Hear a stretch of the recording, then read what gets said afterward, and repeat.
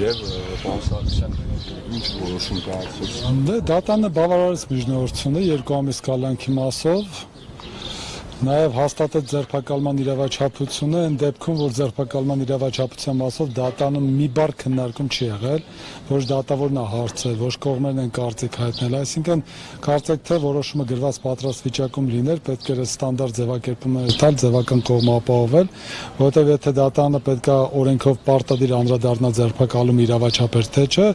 ինքը մի հարց չի տվել, կալանքի մասով մի հարց չի տվել, այսինքն մի հանգամանք չհետաքրքրեց դատավորին, որ օրինակ հարցներ ասել, որ իրեն հետաքրքրում է որպես դատորես հանգամանքի մասին կողմեր ինչ կասեն, քնիչ ինչ կասի, փաստաբաններ ինչ կասեն, այսինքն սպասում էր process-ը երբ կավարտվի եւ այդ որոշումը որ կայացնի,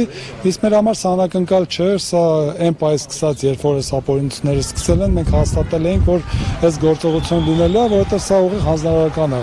այսինքն հրապարակային հնչելը, հրապարակային հնչեցվածի արդյունքը մենք հիմա տեսնում ենք, որոշումը դեռևս չի տվել, դա կծանոթանանք ըստ դրա հաջորդ քայլերը կիրականացնենք։ Ենթադրաբար ասել։ Ենթադրաբար բանը հիմա կտեղափոխենք կենտրոն քրեակատվական հիմնարկ, իսկ քայլերը որոշումը ստանալուց հետո դե բնականաբար բողոքարկումներ, վերադասացիան, իսկ մնացած մասով այս պահին չբացահայտեմ մարտավարությունը,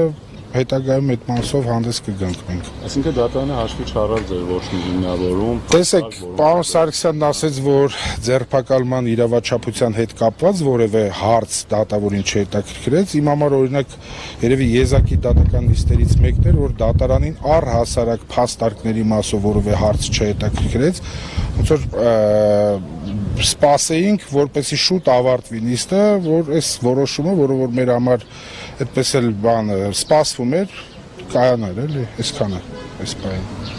Լավ, ստացություն։